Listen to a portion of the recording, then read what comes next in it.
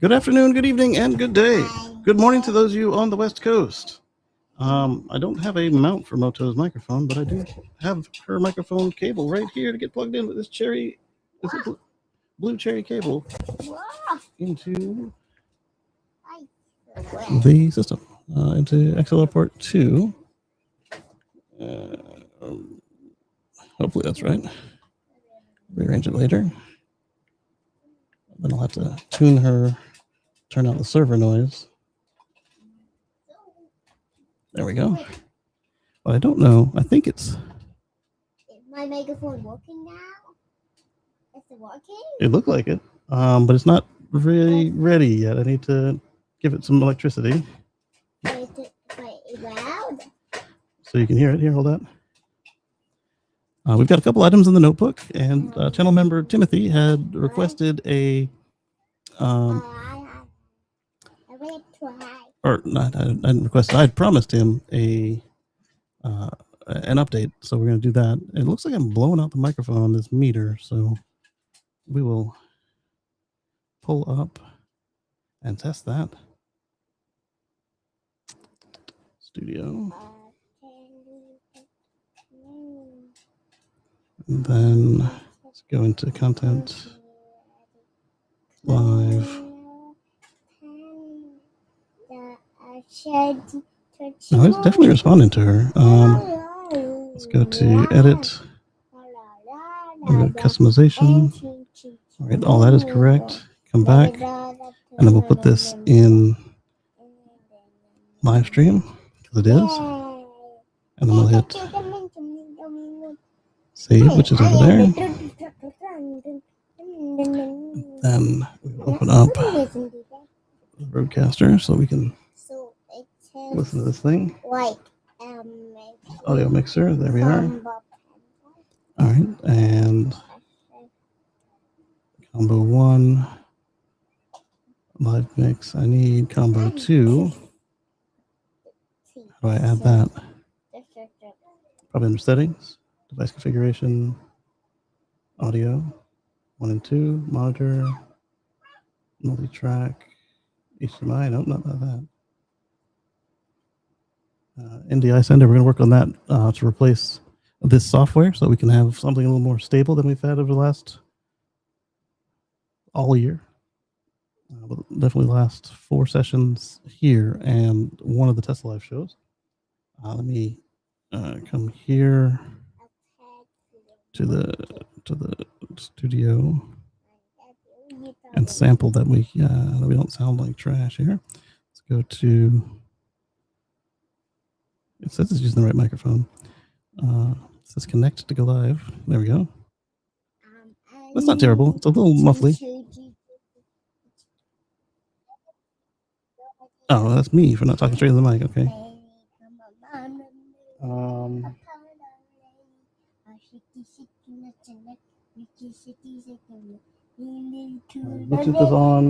Bluetooth is on. Network. Don't need network. Video. We're not messing with video. I tell you about leaning on the desk. HDMI output. We're not working with that right now. The headphones are set up. You hear me in your headphones, right? Still? Yes. Okay. And I've got. Well, I was just in device configuration. What's going down? How do I add a track to this thing? I mean, we've got video clips, which is helpful. Sounds, Bluetooth, USB 1, USB 2, USB 5. Is it because it's on combo? Maybe it needs to not be combo. But combo to me is because it can do balance input or I guess it can do stereo, but it's not that way. Let's go to settings. All right, so that's this one. Ma'am? Oh, I see. Linked 1 and 2. So it is combo, and she's coming through on like one side.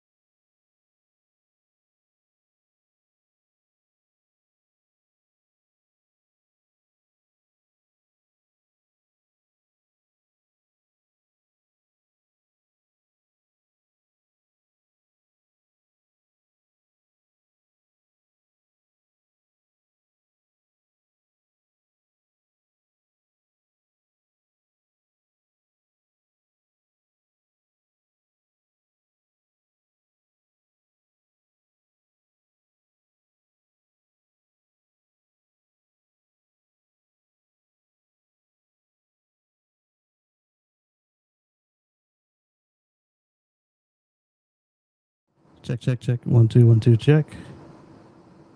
Okay. Yeah, so don't click that button. Ooh. The audio is terrible. All right, undo that. Check that.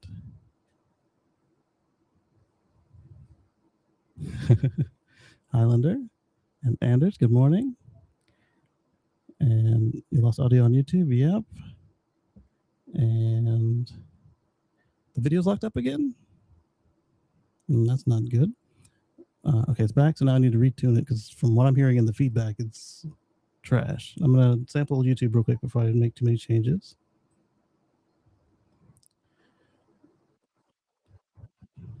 Oh, that's fine on YouTube. Wild. There was a little distortion right there. Okay, so maybe if I just, what should I be at? Minus 30. Oh, that's why we turned it up too high. So minus 30. Can I type it? I can't type it. That's not helpful because 1 decibel means a lot.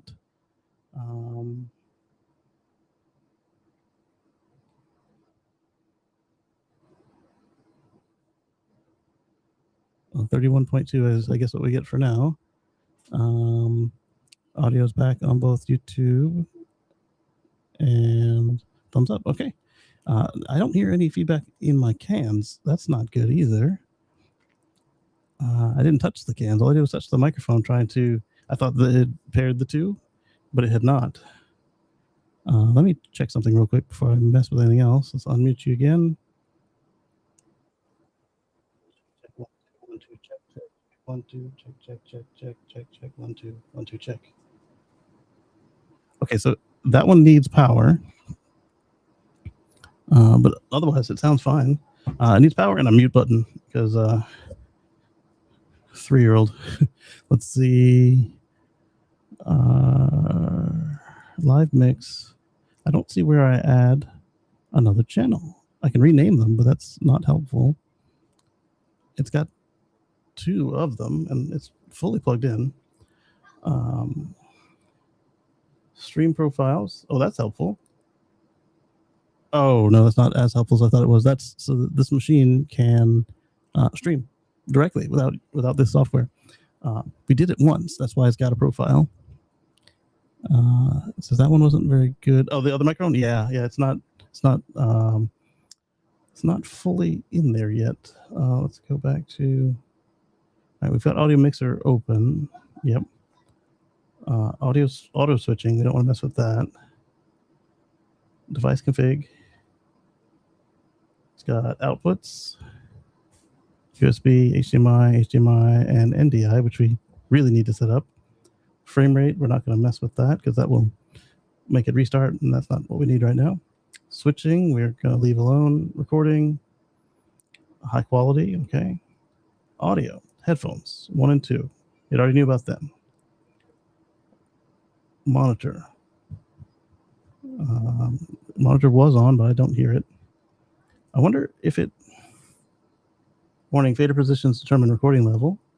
Oh, because it's post-fader. I don't really want that. I want pre-fader. There you go. I don't want to bypass processing, though. Recording and USB does what? Oh, the USB recording is post-fader, pre-fader, fader there as well. HDMI. It can output the live mix or nothing. Right now it's doing nothing because I don't have a screen attached to... Oh, you know what? That's really cool. So I could do just the glasses and this device once we get everything set up correctly. That will be fun without the computer. But without the computer, we would then need to find a way to get the video in to the computer so that you guys can see what's on my screen. I'll have to think about that one. All right, so that's HDMI output.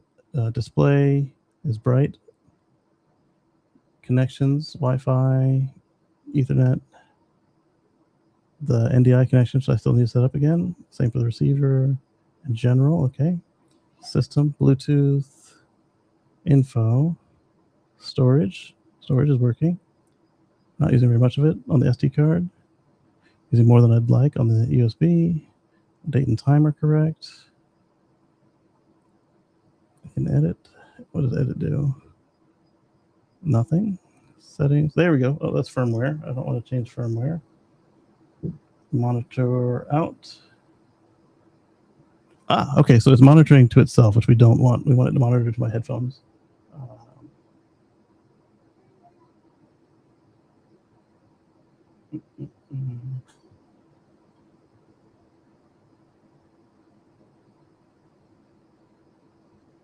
Those are all other devices. I don't know that I really want that. I definitely don't want to monitor to the monitor, like the main monitor. It's doesn't have any speakers. Maybe video chat? I didn't do it. And did it change you guys if I did that? I'm going to unmute and see if it changed anything. Because that good. Local recordings, optional firmware updates. I don't want to factory reset it because that would make a huge mess. Connect back. There you go.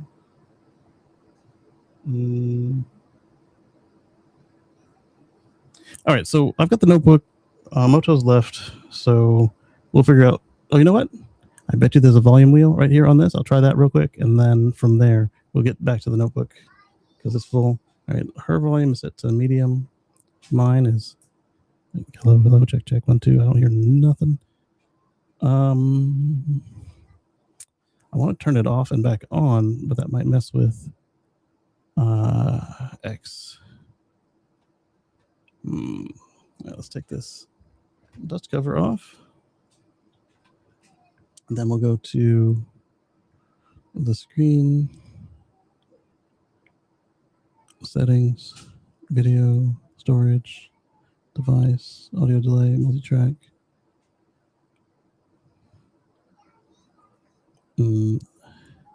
Home. And then if I tweak this, what's this do? Nothing. All right, okay, so it's controlling. I hear something through it.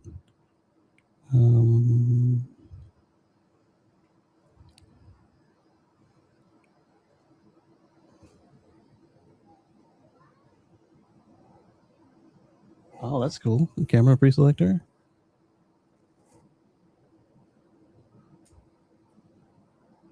Overlays. Media selector. Okay, this is easier to use than I thought. I've been skipping off watching the tutorials because my munchkins. All right, so combo 1. I can adjust it here. I need it to be at -30. Add or remove channels.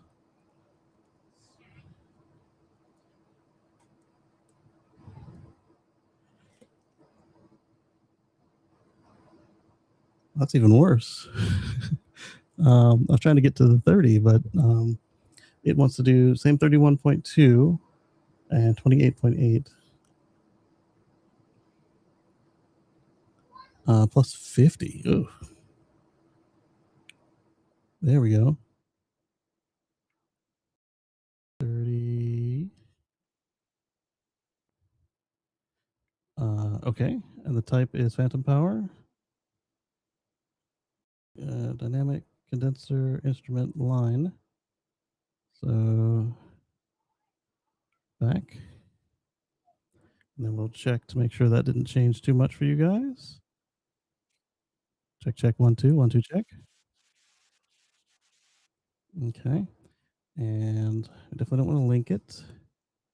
How do I get to combo 2? Go back.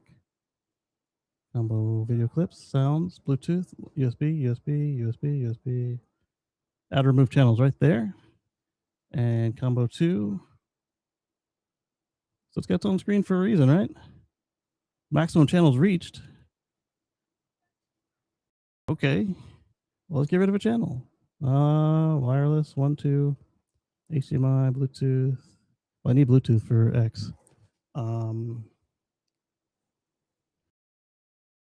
USB chat, USB 1, USB 2, 3, 4, 5, network 1, 2, 3, 4, All right, so I don't know what the camera's on, so hopefully turning off USB 5 doesn't turn off the camera. It shouldn't. Click. All right, that's gone. And so now the camera doesn't have a microphone either, so if it was the camera mic, no big deal. And then we're gonna undo, or we're gonna add combo 2. There we go. Combo 2 is on. And oh, I hear it. So for combo 2, we're gonna need to tune that, but right now I can mute it. All right, she's also at -30 with a phantom power. Okay, good. Where's mute? Okay, there's mute. Perfect. Nice microphone. I'll have to tune it, and I'd like to get it on the arm. All right, so let's move this next to mine, as it should be, because who puts their microphones on opposite ends of the machine? That's just goofy. It would be fine if the ports were on opposite ends of the machine, but they're not. I'm gonna put this down in this box for now. There we go, because it's hot, and hot you don't want to touch. I don't want to get zapped. I got zapped by enough microphones as a kid. It's wrapped around my headphone cable.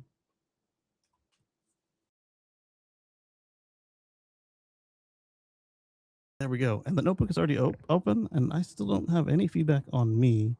Let me see if I see that real quick, because it's a little weird to be talking into a void. It's like I'm talking into a pillow, but a really good one. Normally, there's just a little bit of leakage, so I can hear what you guys hear to an extent. Bluetooth is all the way up, which is fine. USB, USB, USB. Let's hit home again. And all right, so that one's gone dead now. Nope, don't want that. There. Video, storage, device. Network, brightness, date and time, about. Nope, don't want that. This screen. Oh, it's a fade. What happens if I push it? Since we don't have any program, what happens if I push it? Is there a wipe? No wipe. That would be cool. Fade, dip, wipe. Okay, so fade, dip, and wipe. So what did I say? Was it on fade? It's fade. I guess I'd have to have another source for that to do anything, huh? Let me see if her headphones actually give me a feedback. Not that I'm going to be in a frilly unicorn headphones. Check, 1 2 1 2 check. Check. I think there's something here, but not useful. Let me unmute hers and see if that does it. Check 1 2. Oh yeah, I hear that. I think I heard hers on mine. I just can't hear mine on mine, which is not helpful. Yeah. So if I mute mine and unmute it, does it come back? Check 1 2. No.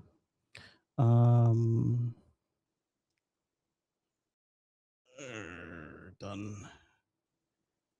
And then YouTube Direct, go live, streaming, recording, home. I clicked on the monitor. I didn't click on the go live.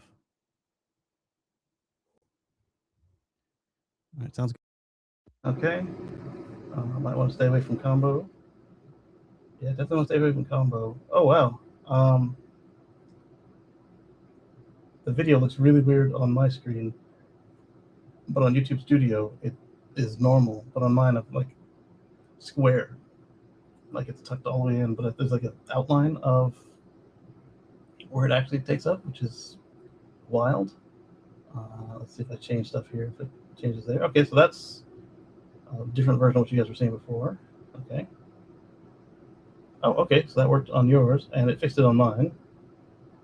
And that's the first time in a long time that I've been on any show where I can't hear myself. You guys don't know how disconcerting that is. It's like I said, it's talking into a pillow. It's how I would describe it. So I'm going to crank my headphones, but I don't think that's going to do it because hers were plenty fine.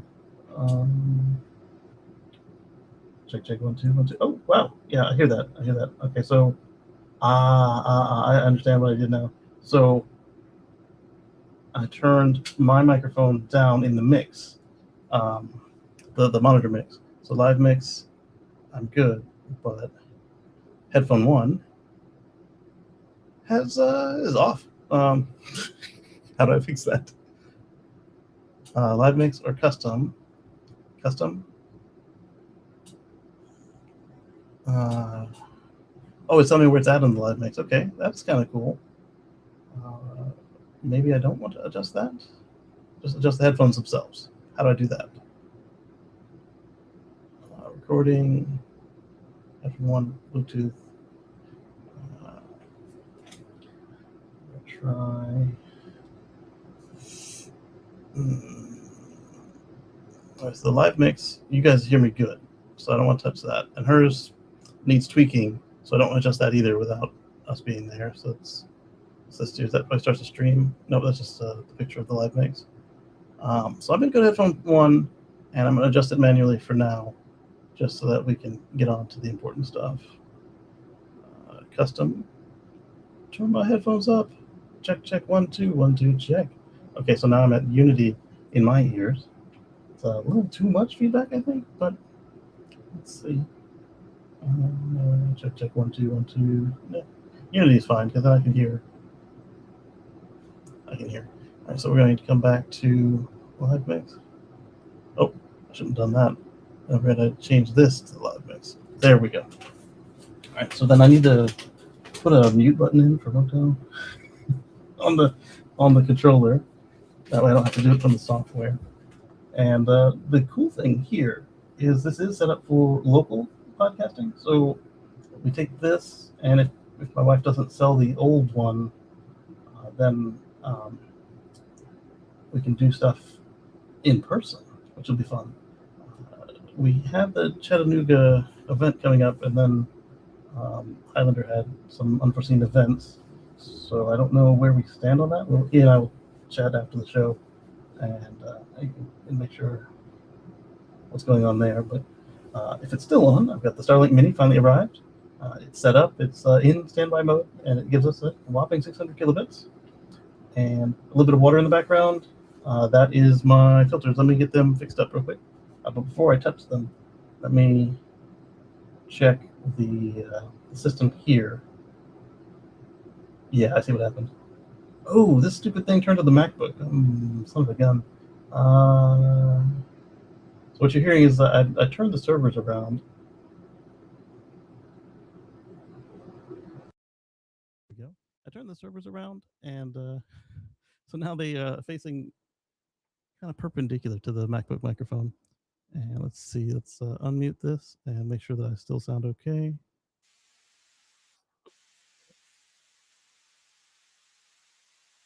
Yeah, I'm cool with it. Let's go back to the live mix. No, I don't want to do that because we already proved that I couldn't hear myself if I did that. Let's oh, we're at negative 31. We need to be at negative 30, and I don't know how to key it in manually. 28. Oh, there's the settings right there. And gain is negative 30, which is right. Oh, I see. So 30 is the mic, but the mix is negative 28.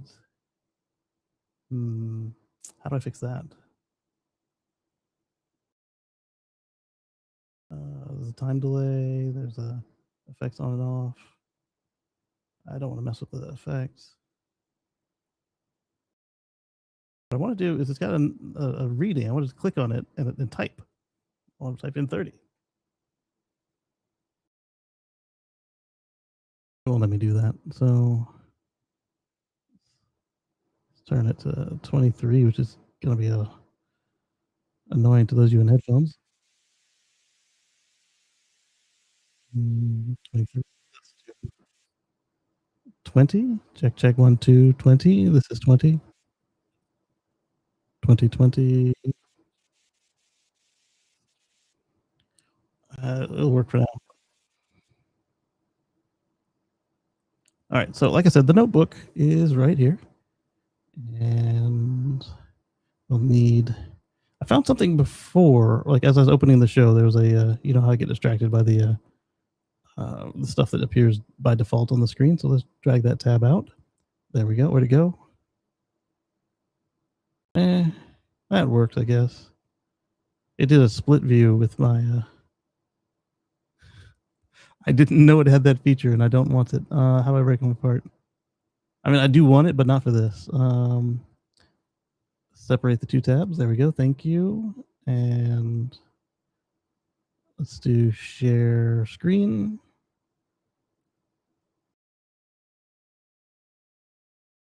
And we're pinwheeling. Audio still great. Thank you, Highlander. Sounds better now. Okay, so that means we got rid of the MacBook. We're going to share this about the. I haven't even read it. I just saw the picture and the headline, and we talked a little bit about this last week. The 5999 Cybertruck is gone. As we talked about on the Tesla Life show, we said, hey, Elon saying the 2nd, the company saying the 28th, go with whoever's most restrictive. 5999 Cybertruck is gone. Here's the new price. YouTube has got some issues. It shows a blue badge. I'm looking at the words, and on the side screen, it's throwing a blue wrench. Who knows what they're doing?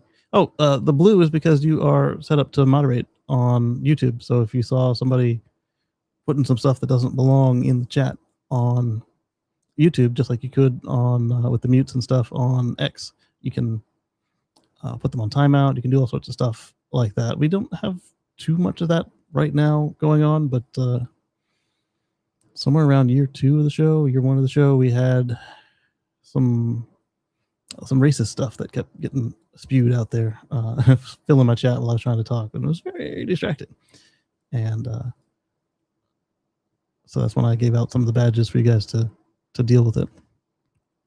And if it doesn't have a, you said blue wrench, so blue wrench is mod. Then the other one is there's another one that's this colors for being channel members. And okay, so now it's in the correct orientation there. Okay, so now back to this 2-minute read. It's now $69,990, up from $59,990. Still undercutting the premium all-wheel drive by $10,000. Base and dual motor trims, accelerate 0 to 60 in 4.1. Okay, so I was curious. I was thinking that maybe they were just waiting for the new motors to arrive or get designed or validated or whatever, and they were going to put lesser motors in the base trim.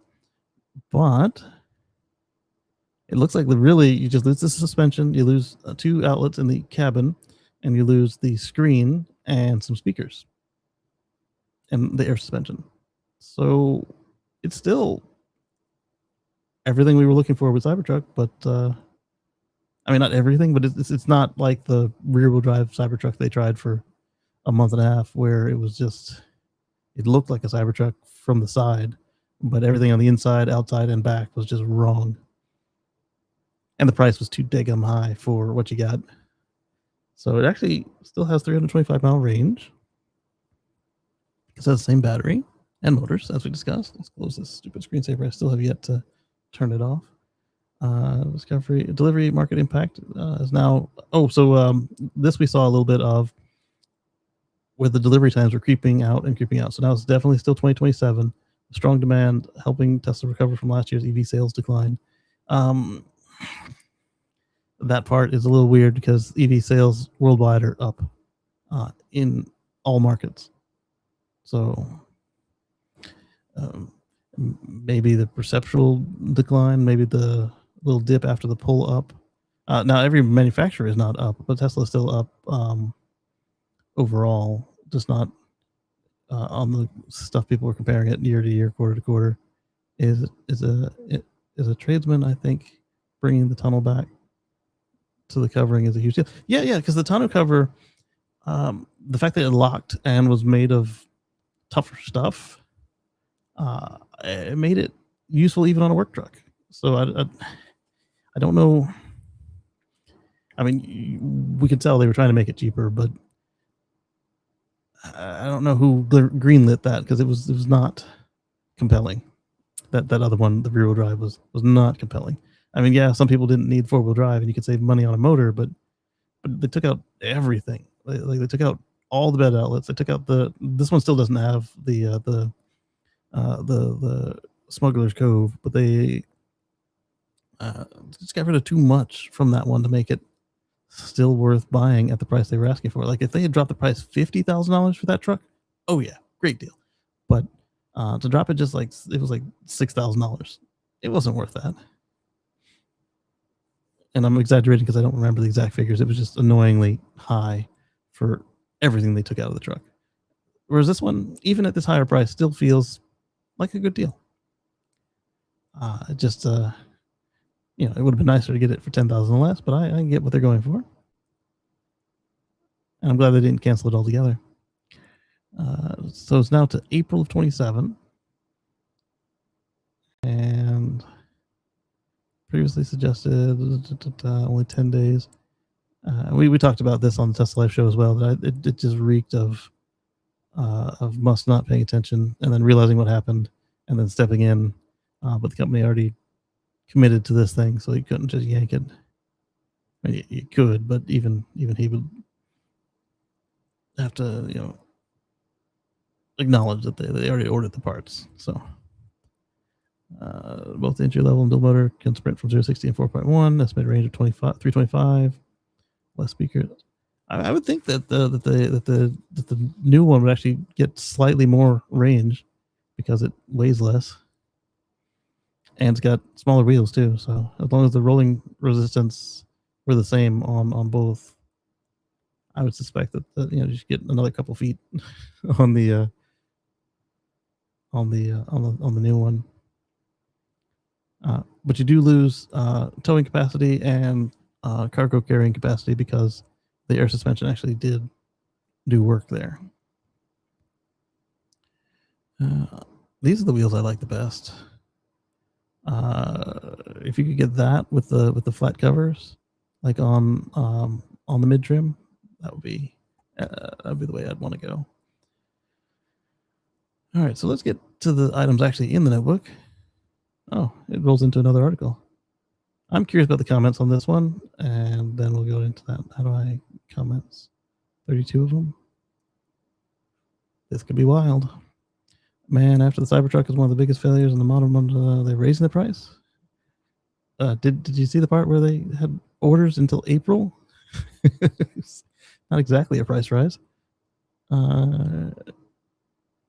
What gets me is that for the right price, I'd be willing to drive one purely because it looks like the kind of car that RoboCop would patrol the streets of Cyberpunk Detroit in. But $50K sure isn't the right price. All right, so $50K is one of the cheapest full-size trucks out there right now. So, I mean, without going into the fleet, crank everything, vinyl, this, no floor mats. I'm curious what people say to him. One reply. I wouldn't drive one if they gave it to me and paid me the cost of a new one. Well, that's your choice. Should be $59,999. It was. How about? Oh no, he's saying cut it by a lot more. Buy one and get 9 free. Scrap metal. It's interesting the general purpose comments you get here because this is on the homepage, not on the Autoblog. Autoblog probably also wasn't friendly to it. All that, and it can't practically tow an RV. Range 160 miles. How fast are you towing that RV? And how big is it? It can't do any truck stuff. It can't even fit a bicycle in the truck bed. Depends on how you put the bike in there. It certainly can fit a bicycle. And what other modern trucks that don't have the long bed option don't require you to do gymnastics to fit a bike in the upright position in the bed? The new Gremlin. Actually, the Gremlin's kind of cool. Car trunk what?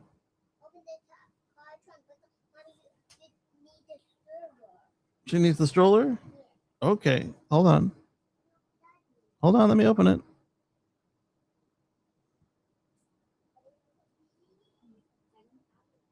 Is that the front trunk or the back trunk? I think it's the front trunk. I don't want to open that. Controls. Trunk.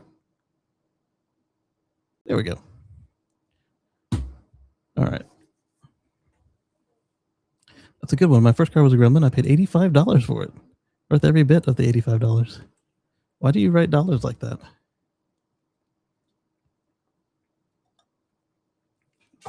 That is how you speak it, but that is not how anyone in North America writes their currency delimiter. It goes in the front. The Gremlin sold pretty well during its run. I wouldn't give $5 for this thing. If Tesla could pay Musk $1 trillion, why couldn't this vehicle be $30K and maybe pay Musk a modest $250 billion? Let this company burn. I understand some of that. Robert Crump. They'd have to pay me more than that to drive. Okay, whatever. Wouldn't buy 3 cents worth. 3 cents won't get you much of that vehicle. It's solid metal. I don't think they can give the trucks away. Did you read the article? They're sold out for a year and a month. A year and a month. April of 27 is 1 year and 1 month from now. Because March 1st. Welcome to March. All right, did I miss any comments? Nope. Okay. Come back to this. Massive failure and embarrassment of engineering. Okay, whatever. Expensive dumpster on wheels. It's interesting that you'd think that he'd have made more friends given his actions, but I guess not. That's Tesla. People still say Tesla. Homer Simpson design was better. Yeah, he did do that.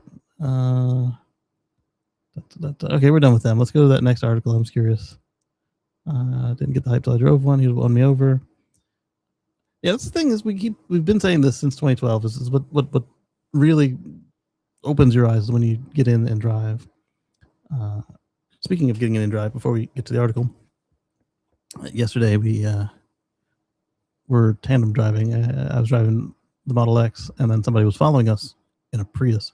So I couldn't let it drive itself because it already doesn't drive for two. But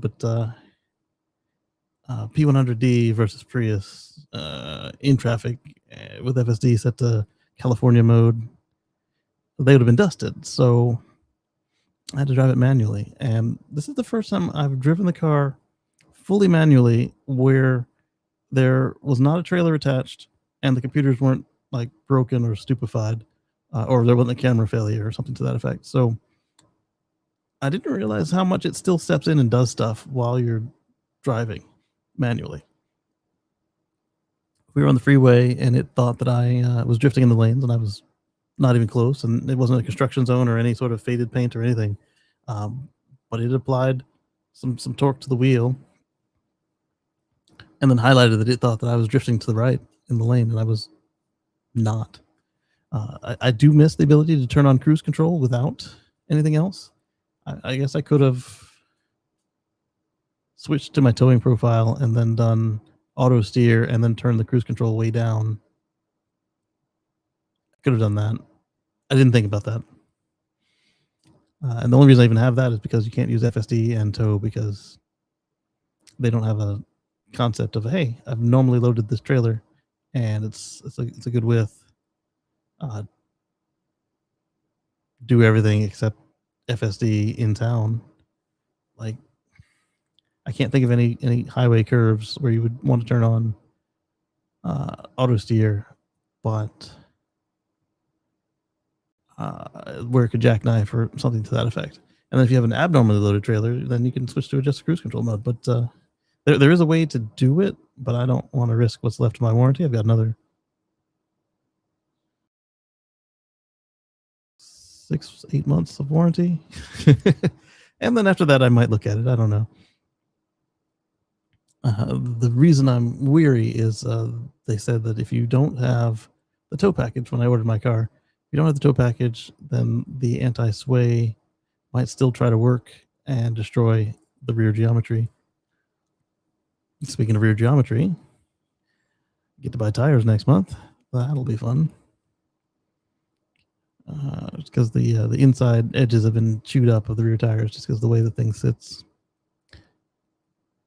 We're gonna look at something after this. I'm gonna type it in the search bar now before I forget.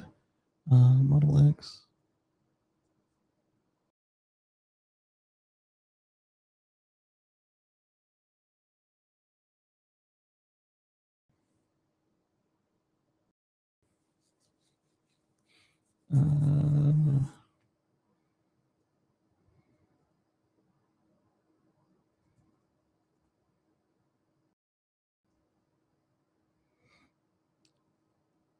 All right, so I'm going to type that in. I'm sure that's not what it's called, but we'll look at it together. Put the word Tesla in front of it because of what I'm typing in could be interpreted. Ah, crap. All right, so we'll go back to it later. I meant to hit tab. I hit enter.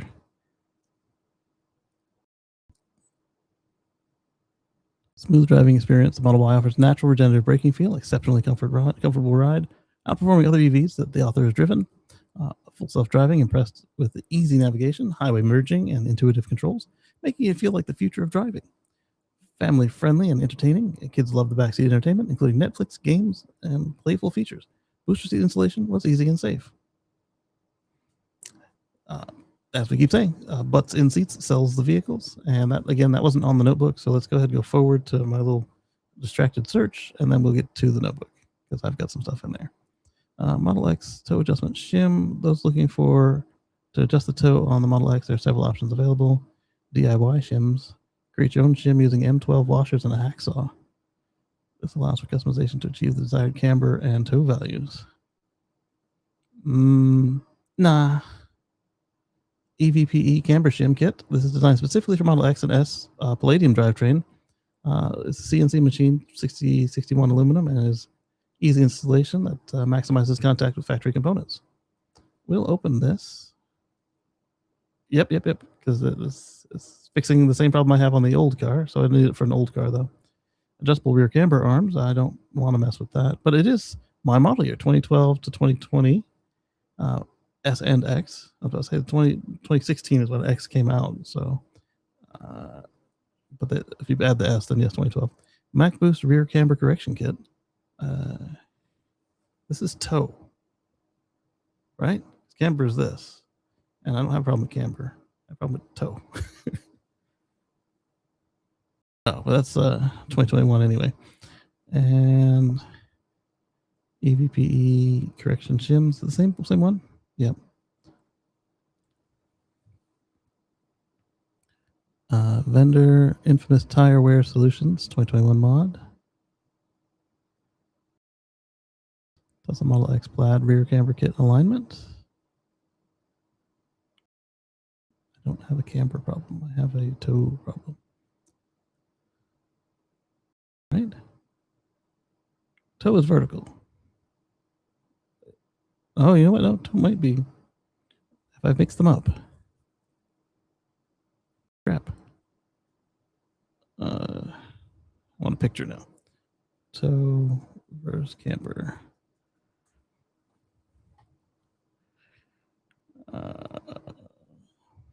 Toe first angle is the wheels point inward or outward when viewed from above. Oh, I do have a camber problem. I don't have a toe problem. A camber problem. Toe in and toe out, like a skis, pizza, pancake pizza, whatever. Anyway, toe out. So I have a camber problem. I need a camber adjustment kit for Model X. So I'm going to change that search in case we get more kits. Camber. And, oh, they have them on Amazon. We'll be here tomorrow. I'm not putting it on myself because I'm not picking up that heavy thing. And it's only got rear brakes when it's in park. So park on a hill. Another news today, a guy was crushed by a large car. Fixed camber adjustment solution for 2021. What I needed for the old stuff. Oh, interesting. Okay, so that's the new one and that's the old one. That looks nice.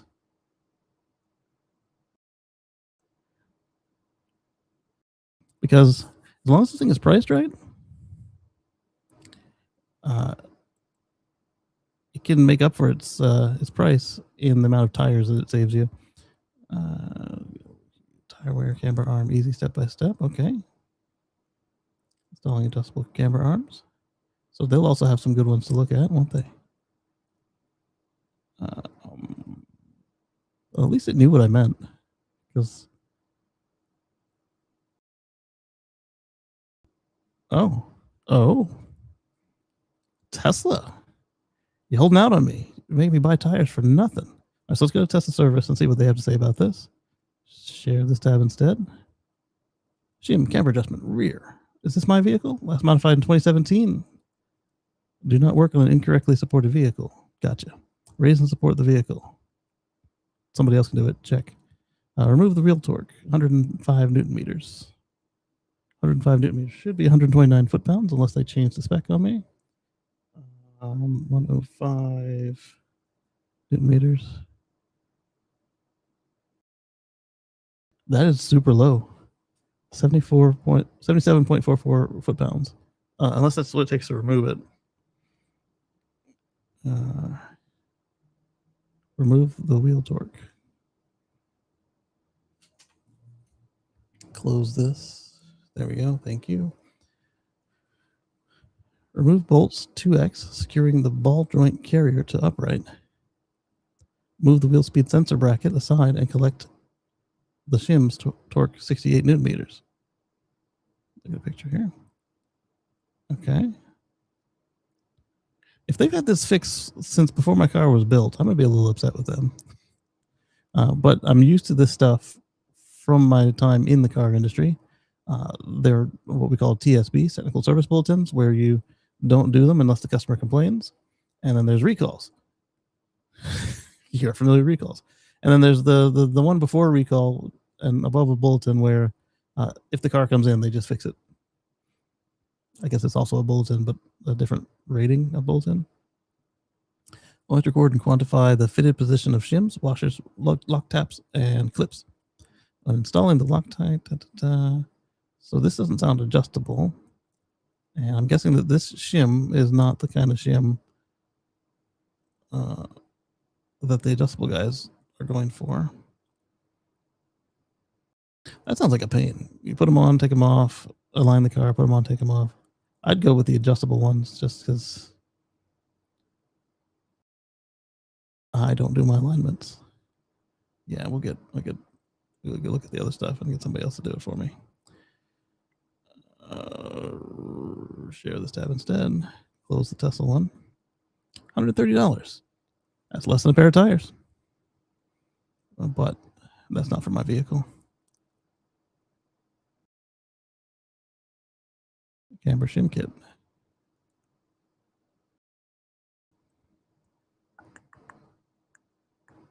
Only one kit needed per vehicle. Well, why do you have 4? Only the front wheels have had a problem in the past. Oh, so the rear wheels. Uneven rear tire wear. Is it 2 different ones? And you pick what you need, or you mix them together? CAD engineered for installation about 1 hour. Wheel alignment is required after installation. Yep. Shims not visible once wheels are mounted. Oh, you're worried about tipping Tesla off to your modification? Stealth gray, recommended for most S and X. 1.5 camber reduction. Ideal for Model S at medium low ride stock height or lowered. Perfect for all Model X on stock suspension. Best for daily driving and drag racing. Mm-hmm. So I do still want some camber for when I do turn it, because she is heavy, but she got such thick shoes that I think it'd be fine. Option 2 is black, which is 2 camber. I guess that's degrees. Yeah, it's definitely degrees. This is towards the bottom of my screen glasses, so it's in that font. It's a little weird. For lowered S and X only, using OEM spec wheels, best for daily driving and drag race setups. Silver. Ideal for S with aggressive aftermarket wheel fitment, best for those who enjoy spirited high-speed cornering. This option will reduce, but won't fully eliminate inner wear. I mean, I'd be fine with reduced at this point, but yeah, I'd like to eliminate it. Real world feedback. Install shims on upper control arms. And to correct this problem, the car rides the same. The tires now feel level. Tire wear evenly. Yeah, because right now my front tires have plenty of meat on them. I need to go get a measurement on them. But I think I can buy just a pair of rear tires for this. That should save me from having to buy a whole set. I'll have to measure them to be sure. Will the Sims void my entire warranty? No, they can't. Magnuson Moss Warranty Act. Can any shop install the Sims for me? I think that the answer is going to be yes. Any professional mechanic is about 1 in 5 in terms of difficulty. All bolts are easily accessible once the wheels are removed, and no special tools are required. Quick and clean install designed with ease in mind. Why choose camber shims over adjustable arms? I'm guessing the first one's going to be price. Let's see. Designed to be a fixed cost alternative, effective and reliable solution for addressing excessive inner tire wear. The correct geometry without the need for ongoing adjustments, making them ideal for daily drivers and commuters. While adjustable arms offer fine-tuning flexibility, most owners set them once and rarely, if ever, make changes again. Adjustable arms are better suited for drivers who frequently switch between track and street setups. I'll switch between street and tow setups. When I go on the track, I go as the street setup. If your main goal is to eliminate uneven tire wear, shims are all you need. I agree, but I need to know my shims are dialed in to make my car flat. But since they're all set up this way, you probably just need the ones for my correct model year. Do I need alignment after shims? Heck yeah. Yeah, well, the shims correct your camber angle is required to get a professional alignment after installation to ensure proper toe settings and optimal wear. Will they affect ride handling or comfort? Not noticeably. Most drivers won't feel a difference in everyday driving. In fact, reduced camber improves straight line stability and tire longevity, which is what I'm going for. It's my dad. Let me mute X. And then mute me here.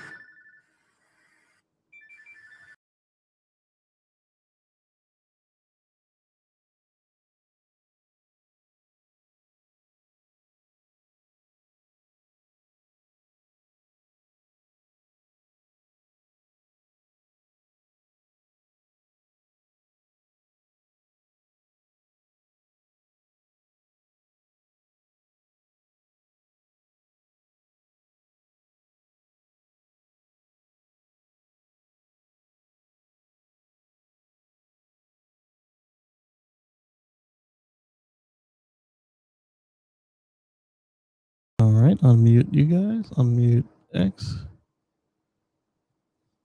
You forgot what time it was. Let's see. Highlander thinks that the Cybertruck is competitively priced. I agree. I totally agree. All right, so the only concern for me is I do spirited turning, but I think I'll adjust. And FSD can get a little spirited, but not enough that this would affect it. Especially since I ride higher tire pressures than they like. So if it can adjust to that, it can adjust to flatter rear tires. Why would they not be able to be removed? No audio on YouTube during my private conversation. Excellent. That's what I like to see. All right, so I reconnected Facebook and LinkedIn, and it won't let me chat still. So I'm guessing that I need to reconnect Twitch just in case. And since YouTube is working, I don't think that YouTube would be the problem. Because if YouTube's got a problem, it usually doesn't work at all. S-Plaid, staggered wheels. No, I want this for an old car. SX new. So not this shop. They don't have anything for me. Let's get, well, I say that. X. Yeah, they don't have anything for me. All right, so let's share this tab instead. All right, so 2012 to the new ones. Yeah, that's That's way more than I need. How much do they charge for this? Ooh. But again, keep the car for longer, and that'll be a couple sets of tires saved for sure. Adjustable rear camber arms are designed to address the common inner rear tire issues that plague Tesla S and X. These arms are available in red and natural anodized finishes, 3-year warranty. Work best in conjunction with our TSX tow arms, but I can already adjust tow on my car. I can't do camber. And at 800, 600, 600. The red would be interesting. Yeah, I'd want red if it's the same price. Shoot. All right, what else is out there? Amazon's got them. Adjustable rear camber arms that have 2 left and right. 2012 to 2021 Model X 16 to 2021 rear camber control arms. All right. 9 of these left.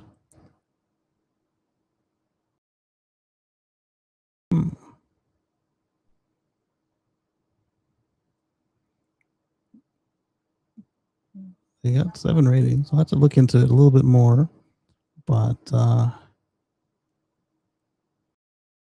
yeah, these prices aren't so bad. You can ship them down. Well, that one, ship them in with my tires.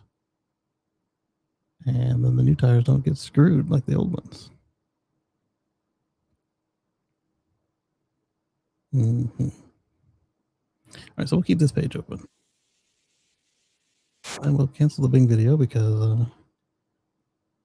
some people will be upset with me sharing their videos.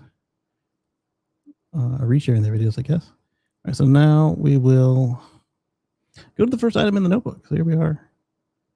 Well into the show. We've thankfully discussed some stories, but we haven't discussed anything in our kit. So Timothy, I promised Timothy we would get the IG metal Tesla settlement.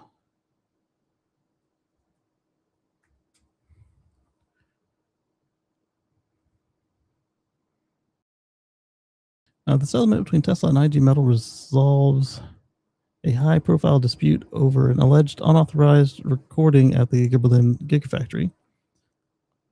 The agreement reached before the labor court in Frankfurt temporarily halts further public accusations related to the controversial February 10th meeting. Both sides have committed to not repeat certain allegations connected to the incident until the Works Council elections conclude on March 4th. The settlement allows attention to return to the workplace priorities, as the union has been pushing for formal collective bargaining agreement at the plant, something Tesla has historically resisted. And that's coming from Drive Tesla Canada. So let's go there. Rather than read the summary, Darren and crew pretty good at this.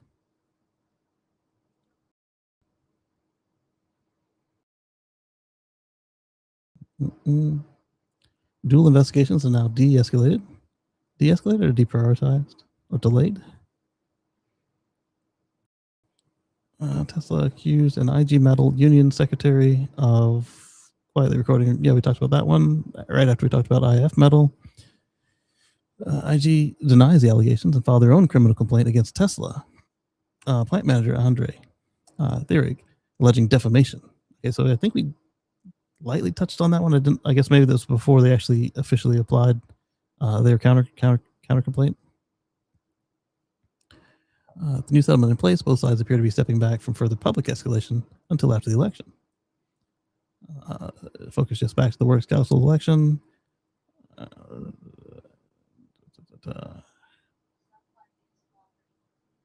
Elon recently delivered a message to Gigafactory Berlin employees via pre-recorded video that in that address Musk warned that the plant's future expansion could be at risk if it did not remain, in his words, free from external influences. I think we talked about that as well.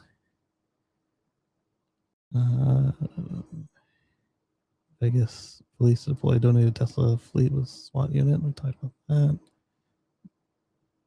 Charge map pass. We talked about that a long time ago. One street EV charging pilot program launches in Toronto. I don't know if we talked about that. It was 6 years ago. Okay, so that was what I promised you about IG. We had a settlement. All right, so now I've got links for the rest of the stuff. So I should be able to paste and go here. Also at Drive Tesla Canada. Volvo is to replace the high voltage batteries in over 40,000 EX SUVs. So this is our recall segment, I suppose. Volvo's recalling more than 40,000 of its all-electric EX30 SUVs worldwide due to a potential battery defect that could increase the risk of a fire. A significant setback for a model that plays a central role in the brand's EV ambitions. So the single motor extended range and twin motor performance variants are equipped with the specific high voltage battery cells. Volvo confirmed that the issue involves replacing the battery modules after discovering a risk of overheating. And risk of overheating is not a good thing in cells that supply their own oxidizer, because that gives you thermal runaway. Swedish automaker told Reuters, we're now contacting the owners of all cars to advise them of the next steps, adding that impacted vehicles will receive replacement battery modules at no cost. The issue has already been formally published by Transport Canada under recall number 2026-1. Really? Volvo got the first one for 2026 in Canada. You'd think that there had already been some recalls all over the place. The federal safety notice applies to 85, that's not so bad, 85 2025 EX30 units in Canada, and warns that an internal issue in the high voltage battery could cause a short circuit. Are they LG cells again? I don't even feel like looking it up. According to the recall description, a short circuit can create a fire risk while the vehicle is parked and turned off. It sounds like LG. Listen to this. As a precaution, Canadian owners are being advised to limit charging to 70% and park outdoors, away from buildings and other vehicles until repairs are completed. The final corrective fix is still under development. No, it's not LG. Oh, really? Look at that. Battery supplier Shandong Geely Sunwuda Power Battery Company, a Geely-backed joint venture, manufactured the affected cells, and Volvo says the supplier has addressed the defect and will be providing updated battery modules. I didn't have to look it up. Look at that. Financial implications. Yeah, we know they'll be significant. Look at everybody who's had battery problems so far. Volvo wasn't alone in grappling with battery-related recalls. Just last week, Benz issued a recall affecting certain EQB electric SUVs over similar battery fire concerns. And the fix for that recall is also to replace the high-voltage battery packs. Makes sense to me. Next, we've got another one from Drive Tesla Canada.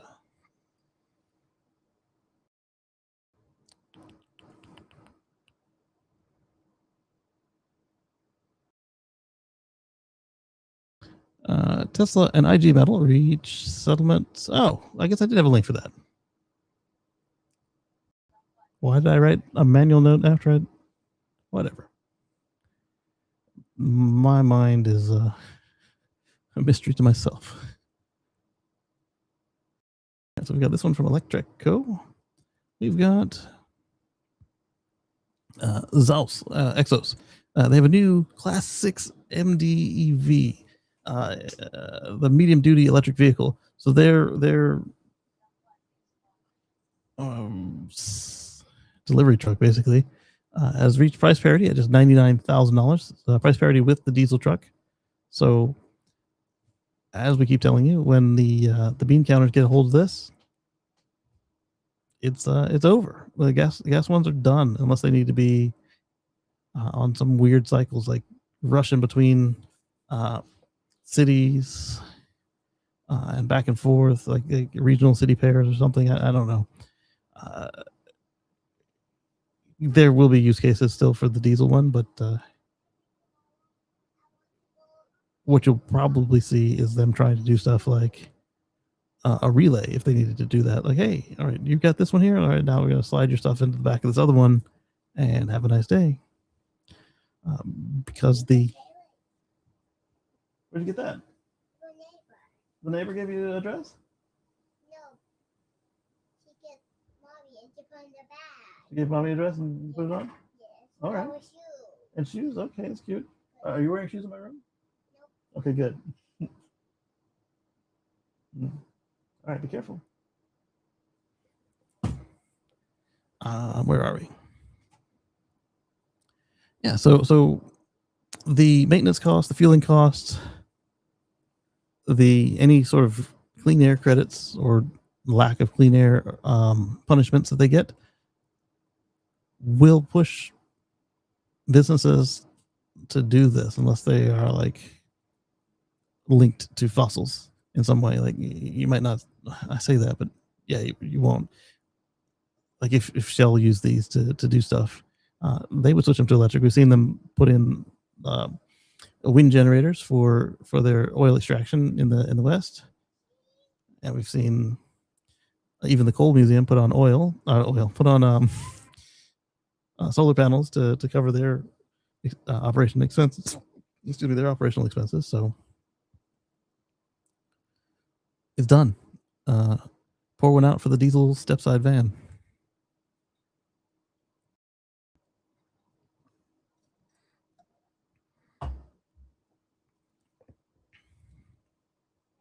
The beauty of that is it's body on frame, so you can actually get other stuff under here, or not under here, but on top of there. And the exhaust used to be Thor, and then they changed. I believe that was them. That was Thor. They changed their name. I believe it was Thor, but I don't remember for sure. Loomis, Penske, and UPS. Oh, Loomis, an electric armored car, and they definitely don't do long haul, so that will be interesting. Especially since the amount of time that they spend idling out front of some of the businesses. That'll be nice to not have like a stinky, smelly truck right out front of like a bakery or grocery store. We have it all here, folks. Even fashion advice, including shoes and dresses.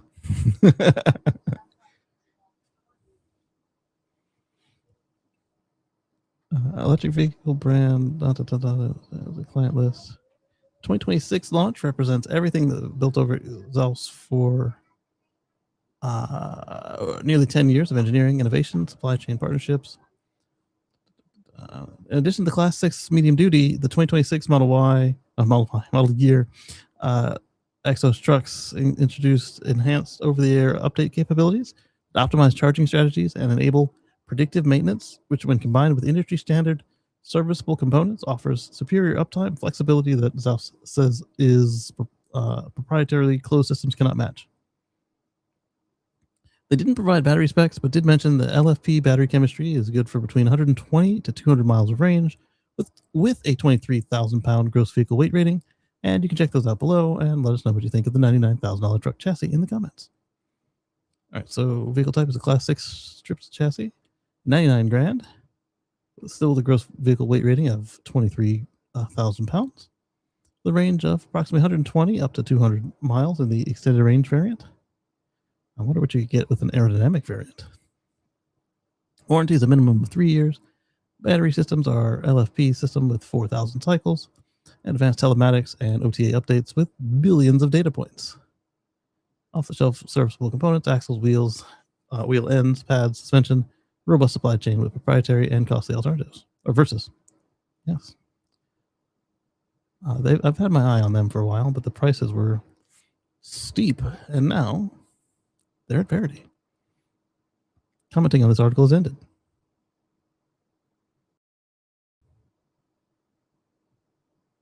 From 22nd. Okay, whatever.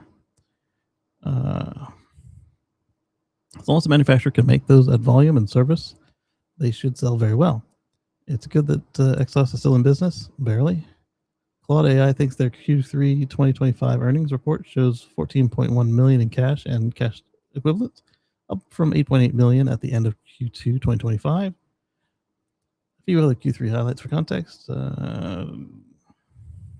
Revenue reached 16.5 million. GAAP gross margin improved 15.3%, and operating loss narrowed to a record low of 7 million since going public. Sounds good. I assume that Exos is importing Chinese commercial EVs, but Claude thinks that they are manufactured in the US, building their own battery packs and using Allison e-axles. Well, Claude is wrong. They're not. Or Claude is right. They're not Chinese. You're wrong. They've been making vehicles here for quite a while now, 10 years according to them. I don't know how long really, because they've had the company structure and name changes in the past. How could it cost 99 with that design based purely on cost savings? Design based purely on cost savings. What do you mean? Ask them.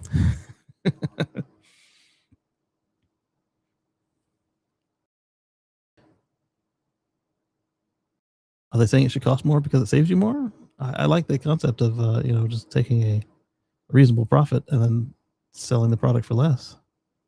I don't think anyone would be upset if they decided to make it a little more stylish. How much more stylish do you need your bread van to be? I mean, paint it brown. It looks like the UPS truck. Paint it white and put a FedEx logo on it, and it looks exactly like the diesel pushers running through my neighborhoods. Am I wrong? Well, they're not pushers really, they're pullers because the engine's up there. And I'm sure that the drivers would appreciate the lack of the rattle trap next to them while they go about their business. The design of these vehicles, officially known as multi-stop vehicles, but more commonly known as step vans, has barely changed in 50 years. They aren't stylish or fuel efficient, but they're insanely space efficient and easy to operate. Mm-hmm. To be successful, it needs to look modern, not 1960s. Why? Businesses need an image reset when they move into 21st century technology. It doesn't have to just have to be good. It needs to look good and stand out. I recognize the company is just supplying a chassis. Then talk to their chassis, their body manufacturer. People are weird. Congratulations to Exos on their milestone right here. This is going to shake things up more than anyone realizes.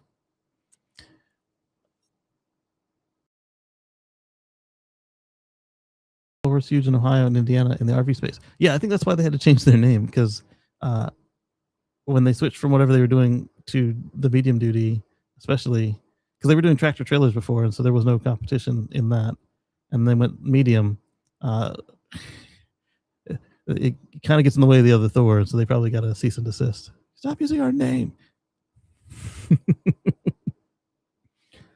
That's why I think it was Thor that did it, because the video clips you get all look like the Thor trucks to me. So next is going to be close the screensaver on. Let me go to settings, see if I can't stop this stupid thing from showing up. Slideshow off, charge battery icon, same as screensaver, dark mode, daily mode. Can I adjust the timer on this thing? I don't mind having it on. I just don't want it showing up while I'm on a tweet. Charge battery icon. All right, start it off. You want to give me a timer? Go bye. There. Now, where were we? Yes. So here is yet another manufacturer claiming about the EV landscape, blah blah blah blah blah, trying to imply that EVs are down in North America, and they're not. We know this. We know they're not. Dayton, Ohio. They brought Airstream back in the day. Yeah, they did. I remember because I used to bowl for Airstream when I lived in Dayton, Ohio. Okay. Cool. All right, so let's go back to this. And so their excuse is that the EV market is suffering this, that, and the other, but really they're trying to curry favor with certain politicians who are afraid of electric vehicles and windmills. And it turns out, I found out that it's not actually a fear of windmills. It's vindictive pettiness, because you can see some windmills potentially from this individual's golf course in Scotland. Who cares? Obviously he cares greatly, to the point that he's willing to kill millions of people around the world with pollution because of it. The cheapest Nissan Leaf won't be coming to America. So the Nissan Leaf S has been indefinitely held. The S Plus is here, and you can get it for about $29,000 US. But they were hoping that the Leaf S regular would be about $25,000 for a fully kitted out EV with a slightly shorter range, because most of those savings were coming from lighter suspension components and less fill to the battery pack, probably less containment to the battery pack, because with less cells, you don't need as big of a module. It's gone. I'm quite curious if they'll have it in the rest of the world. I assume so. Let's see what their real verbiage of their excuse is. The Leaf is a clear departure from the model's no frills roots. A little bit. Design is sharper, tech is up to date, and the price is lower than most expected.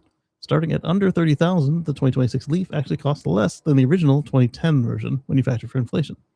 That move alone made the new Leaf a step forward for EV accessibility. Nissan even looked set to go further by bringing a cheaper S trim to the US, mirroring what's already available in other countries. Okay, so yes, it's still there elsewhere. The idea was simple: offer a more affordable Leaf for buyers who don't need the longest range or extra features, like a second car or a kid's car. Yeah, I like it, except what they did to it. The plan is now off the table before it ever reached the US showrooms. Nissan says, to Inside EVs, that Nissan decided not to bring the smaller battery Leaf to the US for 2026. They say that it's shifting focus based on what buyers actually want and where it makes sense to invest. Sure. Nissan continually evaluates market trends, customer preferences, and the evolving EV landscape to ensure we are focusing our resources where they will be creating the most value. As a part of that process, we have decided not to introduce the smaller battery variant of the 2026 Nissan Leaf to the US this model year, says Dominic Visor, Nissan's director of product communications in the US. AKA tariffs, politicians, uncertainty, because really the last thing that you want to say is we don't want to make a cheap car when people are having trouble affording stuff, because the cheap car is exactly what a lot of people want when they're having trouble affording stuff. Come on now. Yeah, whatever. Of whatever being this video title. Why so many owners are dumping electric cars? Because they bought the wrong one. You got to get the one that suits your needs. Because if you get a car that doesn't suit your needs, or if you're like in multifamily housing and don't have charging, you can't go with a short battery pack. You can't go with one that has overcrowded charging, etc., or is inefficient on its charging. You can't go with a 5-seater when you've got a family of 7. Come on now. Same reason people are dumping gas cars. They bought the wrong one. We remain committed to delivering the right products at the right time, and we will continue to assess future battery configurations based on customer demand and segment needs.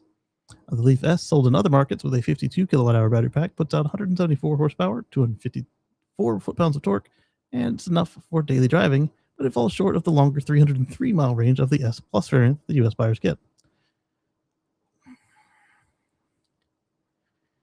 If you've got it, I mean, the 5,000 for the extra range is nice, but as we've seen time and again, adding and taking away $5,000 in vehicle purchase price greatly expands or contracts the accessibility of a car project. So let people buy the cheap one. Nissan never got around to attaching a sticker price to the Leaf S in the US. It's expected to be below 26. It would have traded at a lower price. Yeah, because you got dealer negotiations, making it a true entry-level EV, and one that would truly help them fight China in the US and Canada, and also, it's a Nissan, so it's going to be a little bit safer than some of the stuff that's out there in the high teens from other continents for here. So and you know, it's Nissan, so they are skilled in getting their vehicles safety certified in the US. So it would have been nice, affordable, but not the cheapest. Even without the S trim, the Leaf is still one of the cheapest EVs you can buy. Chevy has already said the current Bolt EV won't be around much longer. Yeah, Chevy and Cybertruck pulled that limited time special edition mess. Which can give other models a shot at the budget crown, but for now, buyers looking at affordable electric cars can check out the Hyundai Kona, the Mini Cooper SE, and the Fiat 500e, each with their own trade-offs in range, space, or availability. But see, that's what I liked about the Leaf, is it was like a mini SUV, a crossover. It you can do a lot more with it than you can do with a 500e. Although 500e has a nice smaller footprint in the city. Well, why are we scrolling sideways? We don't need to scroll sideways. There's no comments on this? All right, so let's go to the Inside EVs article and see what their comments are. Hopefully, irritation and outrage.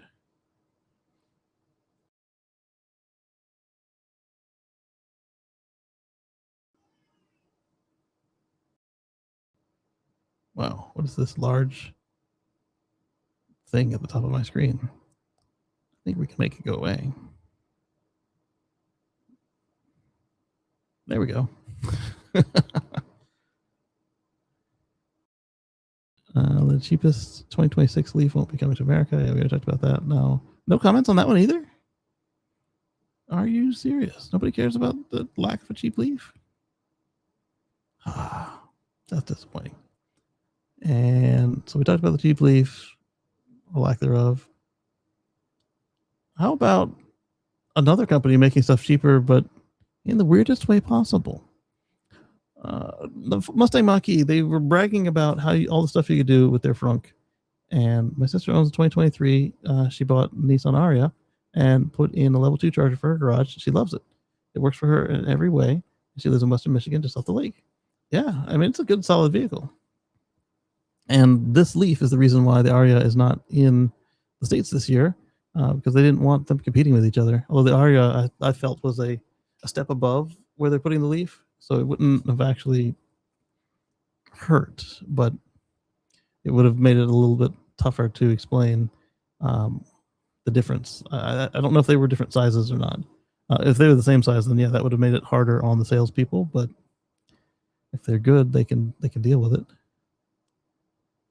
If they're lazy, then this made them happy. All right, so we're gonna go here. But so Ford was bragging about all the stuff you could do with their frunk on the Mustang Mach-E, and they had the shrimp parties and drinks and all of that. But now, who needs subscriptions when Ford charges you nearly $500 to use the frunk? Mach-E owners were not using it, they say. So it became optional, and now shoppers must decide whether the savings are worth the trade-offs. So what you need for regular use of a frunk is to make it powered. Make it powered and make it worth opening. Because if it's teeny tiny or if it's hard to get stuff up into or out of, then people won't use it. That's why the Tesla frunks don't get used as much as they could, because only the Cybertruck has a power frunk. And when our power kit wasn't disconnected by Tesla, we used ours all the time. And after it got disconnected, we went back to using it only when it made sense. So Mach-E owners were not using it, so it became optional. Now shoppers must decide whether the savings are worth the trade-offs. I'm curious if there's just an empty hole in there, like we saw on whichever Tesla model came without a frunk. I think it was a Model 3 Super Savings Edition that they made for one of those, like Canada or something.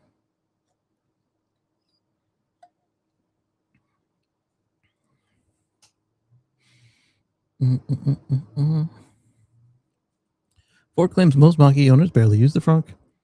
Several standard features have been dropped for 2026, and the EV gains the new physical door handles for the rear.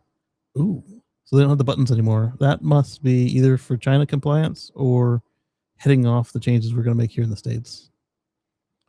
They gave the Mach-E a light reshuffle for 26. One change jumps out immediately. The front trunk is no longer standard. If you want a trunk, you'll have to tick a box and pay for the privilege. And it's pretty expensive. First noticed by Ford Authority and updated The updated online configurator reveals that the frunk is now a $495 option across the entire model lineup. While there are plenty of EVs out there that don't have a frunk at all, it's the first time we're seeing of one being offered as an optional extra. It may also be the first instance of a once standard frunk becoming a paid add-on. So we just saw my suspension kit, right? So how long before somebody, assuming that they haven't changed it so it doesn't fit, somebody either gets a junkyard frunk and puts it in there, or we start seeing a bunch of Chinese copies that you can just buy and put in there for $100 instead of $500. I think Ford just messed up there. Ford says the decision was driven by customer behavior. Not many owners were using the frunk in the first place, or so the company claims. So as we keep joking with Mark, go out to your passenger seat and adjust the lumbar so that the company doesn't take it away. Removing it as a standard helps cut costs, and the company insists that those savings are being passed on. Are they, though? To be fair, as we reported in December, the Mach-E GT is almost $1,000 cheaper for 26. Okay, than it was last year. The entry-level car, however, still starts at $37,795, which suggests that savings have not been distributed equally. Distributed to their pockets. What else is missing? There are a few more trims to line up. For example, the front seat map pockets have quietly disappeared. Presumably in the name of saving a few pennies per car. Yes, of course. The Mach-E Rally also parts ways with its standard rear spoiler and graphics, both now shuffled onto the options sheet. Seriously?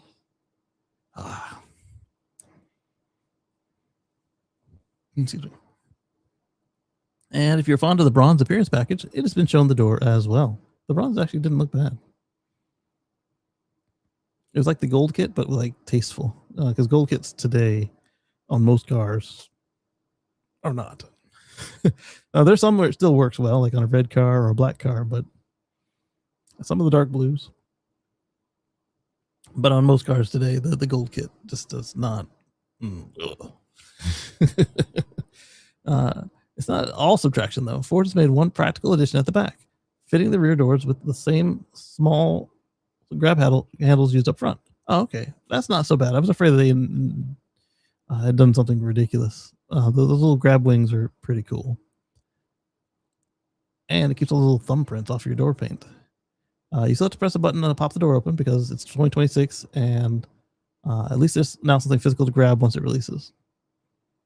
However, given how much bad press electronic door handles have had over the past year, as well as regulatory changes in other markets, it's possible Ford may eventually have to revert to more traditional door handles, and we'll see how long the current setup lasts. Okay, so I'm going to guess that since they just added little grabbers, that they can continue to sell this in China under their existing exemption for at least another year, based on my understanding of how that went down with the handles. So that's smart to do it that way, because they can argue that that's not a handle; it's just a way to keep the paint clean. I'm curious about the comments on this one. With apologies to the band Extreme, since you don't use this convenience, we took the frunk out. Not sure about Ford, but on my Model 3, I rarely use the front because you had to lift and shut it manually and deal with the safety latch. If it opened automatically, I would have used it more. Agreed. Our 23Y sensor recalled and now works very smoothly with the press of a Tesla logo. It closes with a very slight push. Mach-E can be slammed down like a trunk sedan. Oh yeah. But that doesn't make it any easier to use with your hands full. They almost have to give them away at this point because these subtractions are only going to hurt sales even more. We'll see. It's too early to tell, but they sound bad. All right. And so that was the Mach-E and the Nissan Leaf. I've got one more for you guys. An electric horse is what I wrote in the notes. It's got this long, complicated URL from Microsoft as well. All right, paste and go. Forget electric bikes. Kawasaki is building an electric horse for actual production. Interesting. I don't know the kind of places you need a horse, like as transportation, but like maybe like park rangers or policemen could use an electric horse. Animal cruelty free. I don't know what kind of range it gets.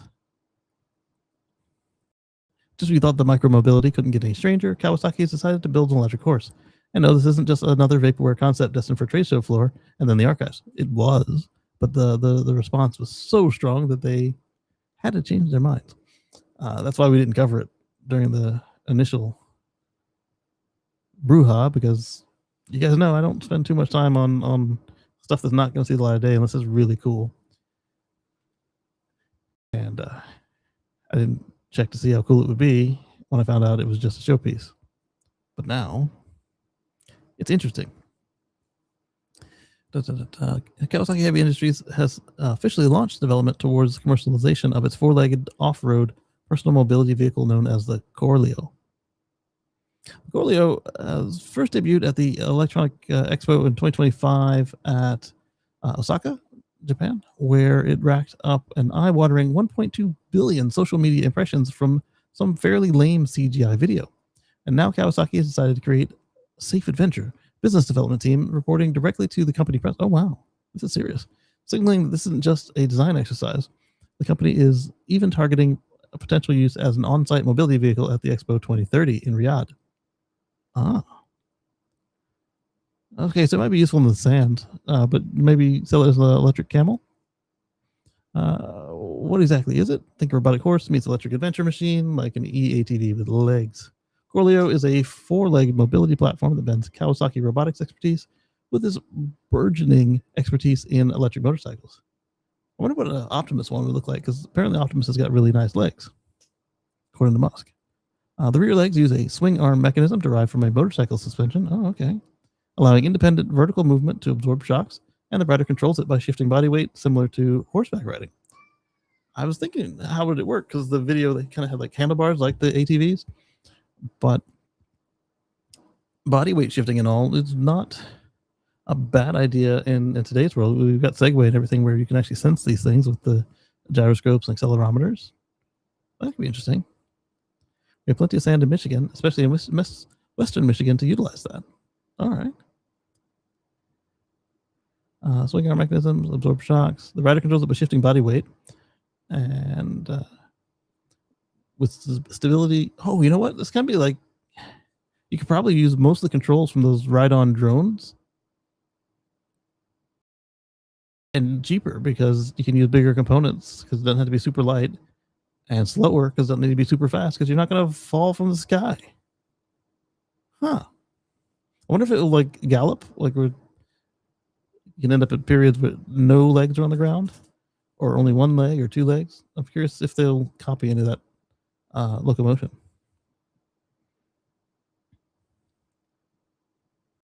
Kelly Sloan is organizing for Sunday at our big meetup in Muskegon this June, and sand dune walkthroughs. I'll be doing the submarine part. Excellent. All right.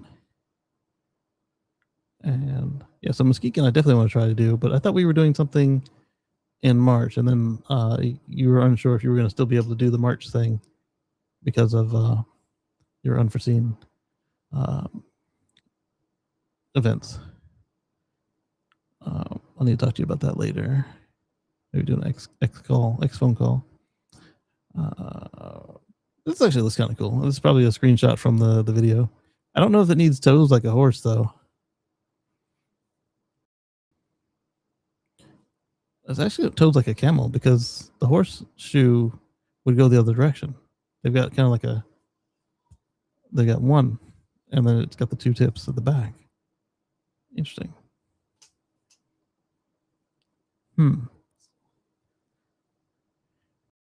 I guess it might need toes, but yeah. Unlike electric dirt bikes or EMBTs, the staples of the off-road electric mobility world, Corleo isn't rolling on wheels. It's designed to traverse mountainous terrain and even water-adjacent areas using articulated robot legs. I guess they'll need some corrosion resistance if you're going to use it on the beach. And instead of a battery pack, it runs on hydrogen to generate electricity for propulsion. All right, so get rid of that and put a decent sized battery in it. Maybe a tow hitch, so you can. I don't know if it'd be a tow hitch or the little straps that you use uh, on a horse, but to to pull a wagon or whatever. That would be fun. Oh, you could platoon them. You ride one, and then have another one that's just like a cargo platform instead, and tell it to follow yours. And then you don't need to haul it directly unless you were going to do like plowing or whatever. But like a pack mule to go with your electric horse. Get rid of the hydrogen crap. Yeah, yeah, that would be fun. I don't know what the cost will be. And again, I wonder what they could do with Optimus legs. A top comment by BC Geiger. Generate electricity propulsion. They're building a riding simulator based on Corleo's motion data with plans to simulate the digital models into gaming and esports. Oh, that'd be fun if, not even if, like you could have somebody take a real one to some really like beautiful vistas, and then I don't know 3D map it, just like have them go back and forth zigzag, and then I guess AI fill in the gaps or whatever, and then then they could ride the one in the arcade for fun, or you have like you use a training simulator, yes, but then you could also do remote operations, just like you have like the idea for a cargo one. You could have one that's just a drone platform and somebody rides it for like site survey, like, oh, let's check out this nuclear plant, and you don't expose anybody to any risk. Okay, so maybe not. It has to be like an exploded nuclear plant, but stuff like that where it's just hazardous. Like maybe let's go explore the side of this volcano. Oops, it slipped. All right, that'll be $90,000. Give me back a new horse. But that could be interesting as well. A little Starlink antenna on it. Yeah. I was a little disappointed to find out that that the $25 price quoted for my Starlink Mini was for a capped data plan. Because when I looked at the uncapped, it was more than the cost of my main plan. So we won't be going uncapped anytime soon. And if we do, it'd be for a month or two at a time. We'll see how well Moto likes the restricted plan, and I'll probably stick with that because it's next to free. Horses are very expensive to maintain. Yes, that's another good point. Maintain, house, feed. This might, even with battery packs, or even if you leave with hydrogen crap on it, might be more cost effective. You won't have that human connection to your steed, but if you're using the horse for business, then does that matter?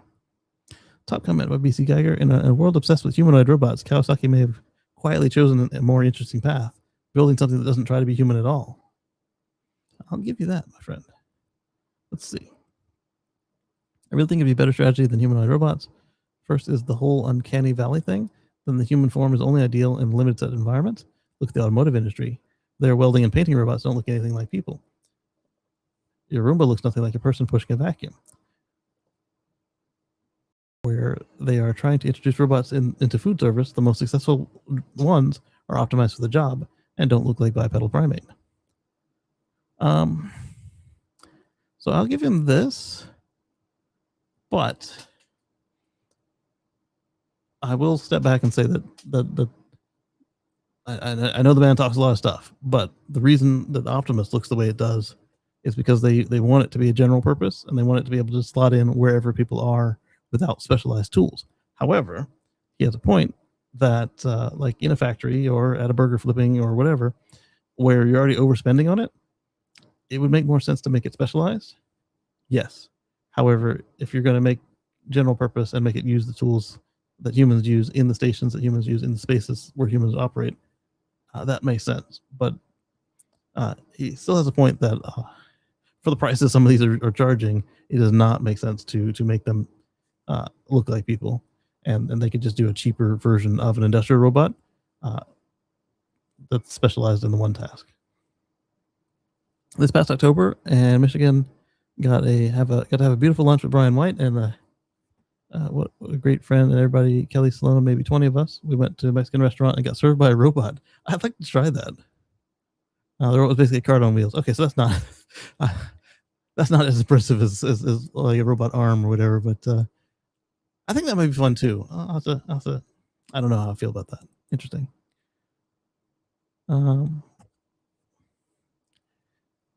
So I think we'll see more robots that will look like these or the Boston Dynamics dog bots. Yeah, the Boston Dynamics dog bots I think would be pretty popular if they were cheaper.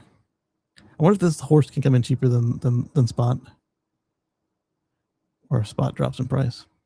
The dog bots are things that defy description but are perfectly suited for their job. What I don't expect is to see hordes of Optimus robots making dinner or dusting china or typing or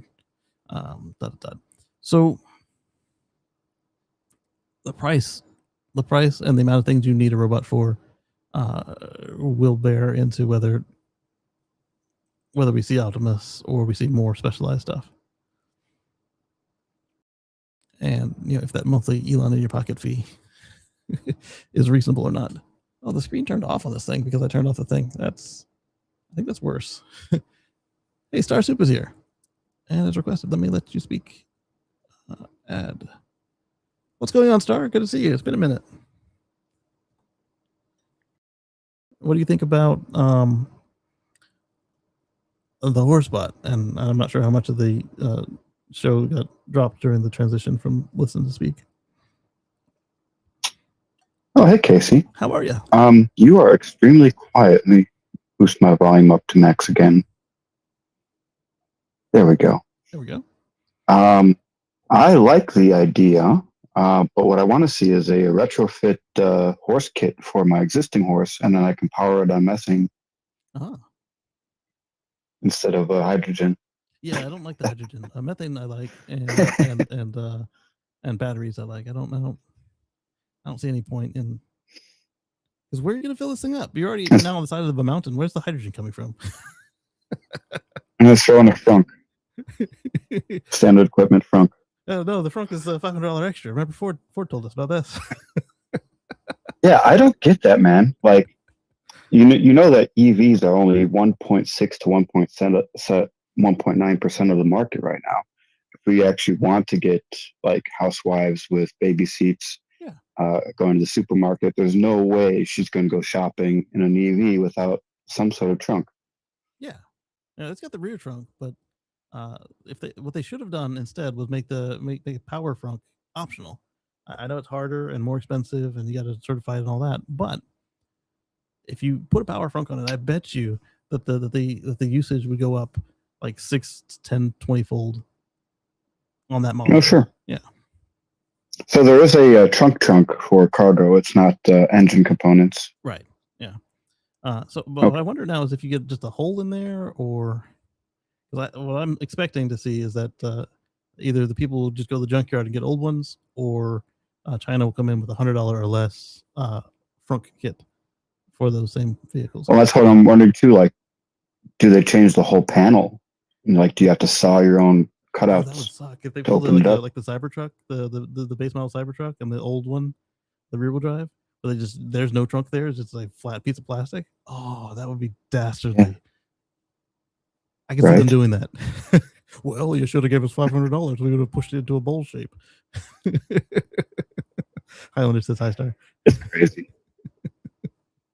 But hey, yeah, it's good to hear you on the air again. Yes, absolutely. So what do you think about the Nissan Leaf and their not bringing us the cheap one? That was, in this climate, that was a weird choice, I think.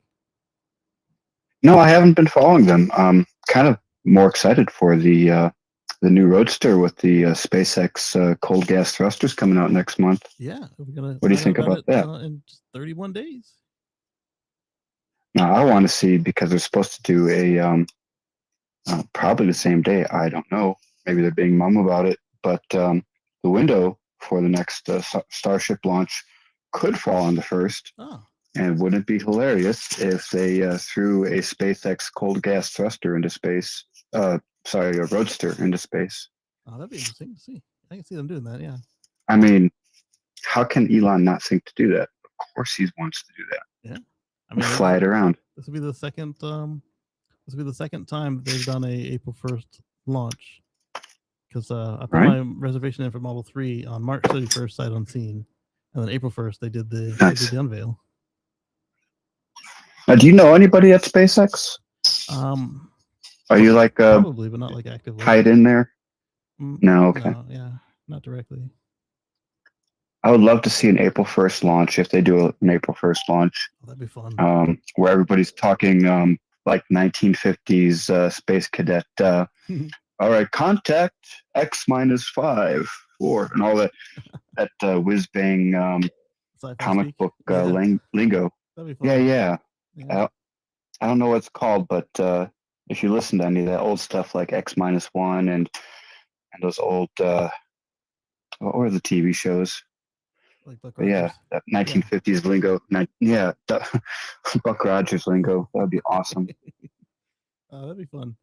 Or talk like a pirate day, stuff like that. Yeah, that'd be interesting.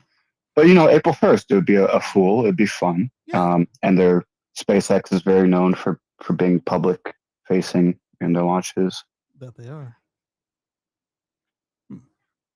Oh, this guy here, John W., said the same thing we said. I assume the production version will use batteries, so it isn't single use. Don't ask where the charging port is. Missed opportunity. Is the Leaf? Was it the Leaf or was it the Volt that had the nickel metal hydride? And are they still using that chemistry, or have they switched to lithium? Leaf and Volt were both early NMC chemistry, and the Prius was nickel metal hydride. It might still be, except for the plugins. Obviously, the plugins are lithium. But so what they did was they got rid of plans for the Leaf S here, and that was expected that would cost under $26,000 at a time when people are trying to afford stuff. So I feel that's a missed opportunity that they've done that. But what do we know? What do you think? Are we going to see a? And I don't even know where to scale it. Like, what is a budget-friendly consumer commuter vehicle? Is it 10, 15, or 20,000? Well, let's see what. And are we going to see a BEV hit that market before the cybercab just kind of takes over and replaces people's driving habits? Yeah, that was kind of what I was getting into when I was talking on the manual drive. Is that it's going to go away, and it's interesting. I'm over at the Chevy site now because I want to see what the Bolt goes for. Electric, $28,595. So the Bolt beats them by $1,000 right now, and the Bright Drop is listed at $75,300 if you get one before they run out of stock. Interesting. Oh, the Silverado is listed at $55,985. I don't believe that, unless they. I guess it could be if they decontented it a lot. But they're showing one that's not that price. I can tell by the picture that's not going to be 55. Interesting. Blazer 44, Equinox is 34. I still think the Chinese have got it. They're coming in at like in the high teens. We're talking 10,000 over there, and then over here, if they got it certified, we're looking at 16 to 19,000. We're talking crank windows, cloth seats, comfortably seats 3 adults. Because that rear bench would be too tight for 2 adults. But I mean, has China actually seen a large sale? Like, have we gone through 1 million Chinese vehicles on the road for a year to see how many of them blow up for safety concern? Yeah, they've been doing this for a minute. That's what I'm waiting for. Yeah, the only concern I have for safety with the Chinese ones is in the American crash test, because our driving style is much different than what they sell them for over there. So I like to see it against the rigid barrier, the minor offset, the pole, and then maybe I'd also kind of like to see them against the European test as well. But do they have giddy up? Not necessarily. It depends on which one. They've got some sporty ones. They've got. I'm talking like literally just the utilitarian car. I don't think they sell even those in Europe yet. But if they I can mean, pass even European the tax. deal with the reason why the whole Volkswagen scandal with the diesel was because American drivers just want jackrabbit up and go at Exactly. stoplights. Exactly. I don't know what China's driving style is at intersections. They don't even stop at intersections; just keep going. Yeah, they've got some of that for sure. Otherwise, the Tesla wouldn't have been as popular as it is. I would say that they would appreciate that, but I don't know that you can get that at the price point for that super entry level. I'm expecting something like a 2004 Prius, where it's like 10 seconds to 60, which it won't get you run over, but you don't want to just jump out into traffic either. Well, I'm not up to date on EV drivetrains and how cheap it is to make a high torque cheap vehicle.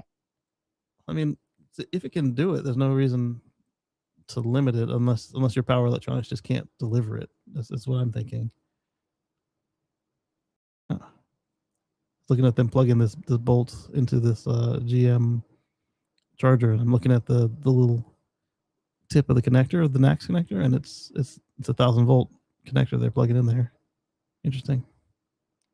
It's got this weird little handle shape. I don't know why it needs to be a gun shape instead of just a wand like we're used to. Can you help me understand? You're talking about the Chinese door handles. Mm-hmm. Is it that China requires door handles, or they don't want door handles, and why? China has outlawed the flush mount door handles now with the electronic only interface because there were a couple of allegations against Tesla, and then worse, like there was like 3 or 4 against Tesla, and then they had like 20 or more Chinese domestic incidents, injuries, fires, deaths, that safety crews can't pull people out and all that. Exactly. That makes sense. It does. I just wish it didn't come to that. I wish it would have been easier for them to say, hey, you can keep them flush, just put a mechanical backup in there, and it must be easy to understand how to use it if you don't drive this car. Well, and what I would like to see is, and what I don't understand why it doesn't exist yet, is vehicles know, even iPhones know when you're in an accident, but vehicles should know when you're in an accident to pop all the doors and just, make sure all 4 doors are popped open, unlocked, and, on their hinges so that somebody can easily escape or somebody can easily pull them out, whether the doors are locked or not. During driving, they should automatically unlock and pop open. Exactly. That's what the Model S we've got all sorts of.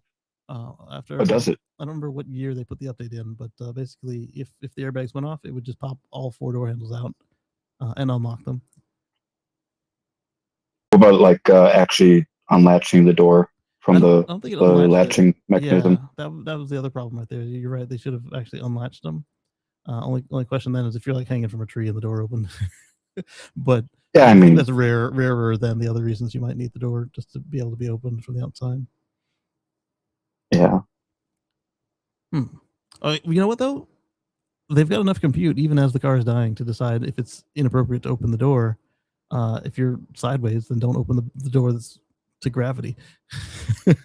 Unlatch the other one and leave it a bit open. And that's what seatbelts are for too. But I mean, escaping from during injuries, where like I don't know if you've ever been in a car accident and just even wrapping your thumb around the steering wheel and basically break your thumb, or at least it's so numb you can't really grab anything with those fingers. Exactly. So having the door open for you where you could just shoulder your way out would be excellent. Absolutely. Yeah. So that would be a place where the new S and X is superior to the old. If you use the emergency release there, you can use your mitten finger, or if the electric is still there, you could push the popper and then get out. But where mine is superior to the new one is if the power goes out and you pull it and it doesn't release, you have that little tinge of panic and you pull harder and the door opens now. So I think it needs to be the same, whatever you interact with already, it needs to be the same mechanism for the emergency release. Then just more of that, and then it leads you out. So if you just pull further, pull harder, push the button harder, whatever the case may be. I don't really want to interfere with their styling. I just want survivability, safety. You know. In the same vein of thought, I know that legislators for years have been talking about remote shutdowns for vehicles. I know that there's security and hacker considerations, but they want police officers to be able to pull up behind a vehicle and tell it to shut down. Besides, the driver wants to drive off, but the vehicle powers off. We have a lot of police roadside instances where drivers refuse to exit their vehicle, unlock the doors, roll down the windows. Have you heard or seen anything about police compliance for popping the door or rolling down the window upon police command? I don't like that at all. No. Yeah, just because of the abuse. I mean, other jurisdictions maybe, but I don't like it here just because of the abuse and the officers still are going to enter the vehicle and then shoot the driver because of furtive movements. It'd just be rather better to have the door pop open and say, "Come on out, gentlemen." I don't know. Yeah, that one. Rather than smashing windows. Yeah, it's better than smashing the window, but I don't know. Oh, that was a slippery slope. That one. But I mean, it is compulsory. We have the law. Yeah, I do say that it could work, but it leaves me with a weird feeling. If they had better training and like they had like officer insurance where they didn't have qualified immunity, then yeah, absolutely. Like remember like the old school, they're walking the beat. Everybody knows officer friendly. I'd be fine with that, but that's not where we are today. Like you said, well, my concern would be carjackers. That too, yeah. Like, what if the police moonlights as a carjacker? Or teenagers with a USB hack for some, common key bypass. Or little Johnny. That would be my concern. Takes Daddy's cruiser when he fell asleep for the night. Yeah. Highlander says that's not old stuff. That's my childhood you're talking about. And then he also asks if your first name is John. You don't have to answer that if you don't want to. Asking for a mic check. I think we're good on the mic check. I hear Star. Star hears me. Is the video out? Let me check on the video. Your audio is. I do have it maxed out. Yeah. Oh, thank you, baby. I will adjust that after I end on air. That way I don't freak out any recording. I'll bump it up by about 3 decibels and see how it sounds. Anders, good evening from Stockholm, Sweden. Good to see you. Sounds okay. The times have all reset on here because some of these were not at that timeline. Hi, Anders. Audio's good here. Hi, there. Oh, I see what it did. It rewound. What? Lost audio on YouTube. YouTube video locked up. Yeah, it rewound. Wait. Whoa. Okay, all roads are pro roads. 100% pro roads. Hello, Chop Frog. What are you dusting there? You got a feather duster. Yeah? You got a feather duster? Are you covered in yogurt again? Yeah. Your sister had me hook up this microphone here. You guys. I'll mute you here so you can talk.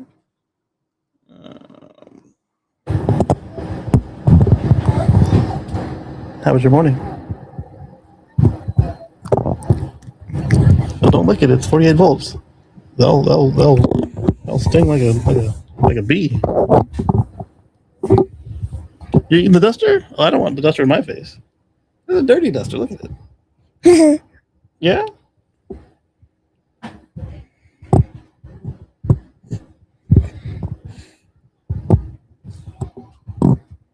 Tell everybody you're walking now? So whichever microphone that is about 50% louder. She's louder than me?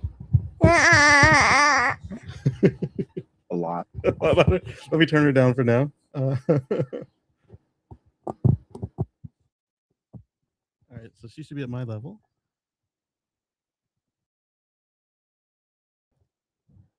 Don't eat it. It's high volt. It's not high voltage. It's 48 volts. Yeah. Talk into it. Don't kiss it. It's cold, yes. Okay, I'm gonna mute you and put this back down because I need to put it on the monitor on the microphone arm later. You're eating the duster now. I hope that was a fresh duster. That's adorable. I hope I'm not blasting out anybody's eardrums. No, your level sounds good to me.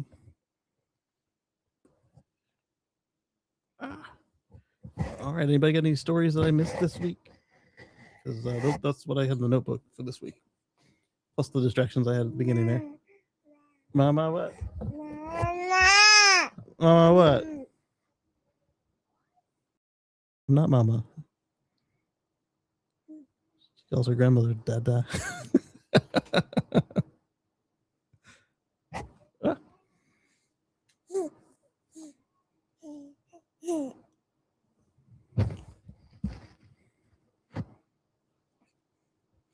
Yeah, what's up? What'd you have for lunch? I see that I got burritos. What'd you get?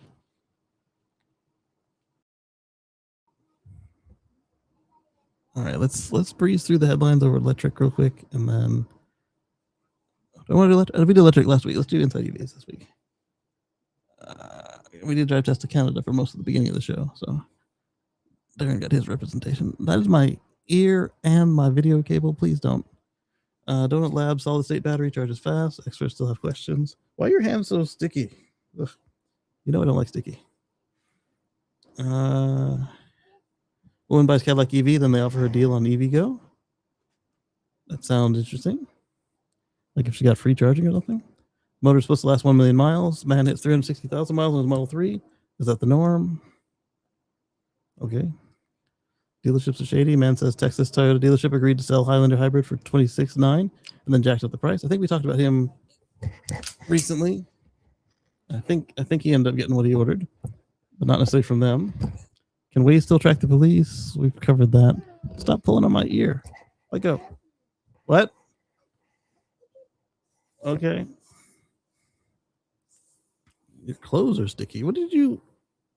I hate sticky. Megawatt chargers are coming soon. Here's where the first ones will be. BYD appears to be rolling out a new, even more powerful generation of megawatt chargers. Rivian's new RAD division is here. Was it really?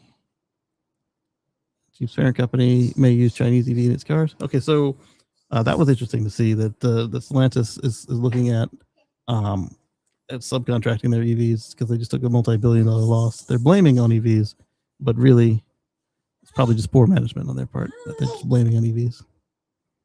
Because while they say EVs are stalling, blah blah blah, this that, and the other, everybody else's EVs are doing okay. Even the ones with the social issues, because their leader won't stop offending people left and right, center, international. I'm rich. I don't have to filter myself.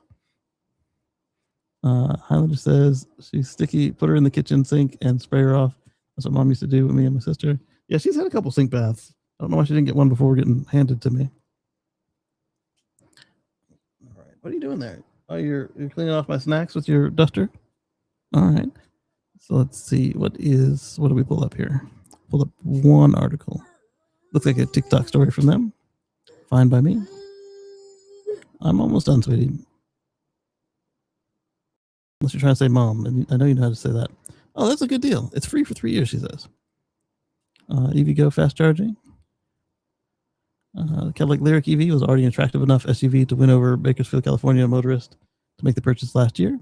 The bonus of three years of free charging on EV Go network seemed like an easy yes.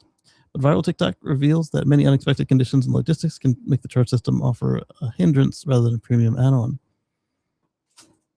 Why are you throwing my snacks on the floor? I don't have enough stuff on the floor. Oh, we rearranged the server rack, so now it's facing me. That's what I meant by it's perpendicular to the MacBook microphone. So now I can slide the servers in and out without having to worry about how close it is to the wall. Got some upgrades I'm going to make to the new unit, which will be the newer unit, newer to me unit. Either way, I'm going to put got a new motherboard and some processors. New to me motherboard and new to me processors. They're thoroughly ancient, and they use the RAM I already had, so that'll be fun. Got the water coolers right here. Let's see, experience electric charging. All right, so she got a good deal, and EVgo can be challenging depending on where you want to go and how you're going to charge. And even though it's free, you don't want to use it as your main charger because unless it's one where you already park, you're now spending an hour to get it fully refilled from zero. I guess you still don't need full even for that, but it's just the time out of your day. You want to go as high as you can at that point. Anyway, so that is their TikTok story of the day. I'm going to leave this adjustable camera on my screen because I need to look up the ones that are on Amazon, see if they'll save me money on tires next month. Well, they won't save me money on tires next month, but they'll save the tires that I buy next month. Make them wear more evenly. Because the outside edges of my tires are like 50% or more, and the insides are at nothing. Not nothing, but like, the tire shop said, you got a month or two. All right. Do you keep your tires on pavement, or do you go off-road, gravel, dirt? I drive on the street. I mean, I'm not afraid of driving off the beaten path, but I haven't had to do that on this set. So That's fair. But I do a lot of off-road, so I buy winter tires to drive around in the summer. They're more knobbly, and they're great. They last longer. Yeah, I've got the Cross Climate 2 Michelins, so I've got all year winter tires, plus the 4-wheel drive. It's pretty stable, and I like them in the rain over the stock tires. Yeah. So let's see. I've got that up top. I'll keep that there. And then I want to thank everybody. I want to thank Timothy for prompting me to update on the IG metal situation, and all of you guys for putting up with me with the audio at the beginning of this. And again, thank channel members for your monetary contribution. It helps keep this thing reasonable to run. And thank everybody for coming in, for giving me your time this morning, and also for Star for speaking up. So appreciate that. And I'll catch you guys next week on the flip side. It's okay, baby. We're gonna get you out of here in a minute. Let me play this outro.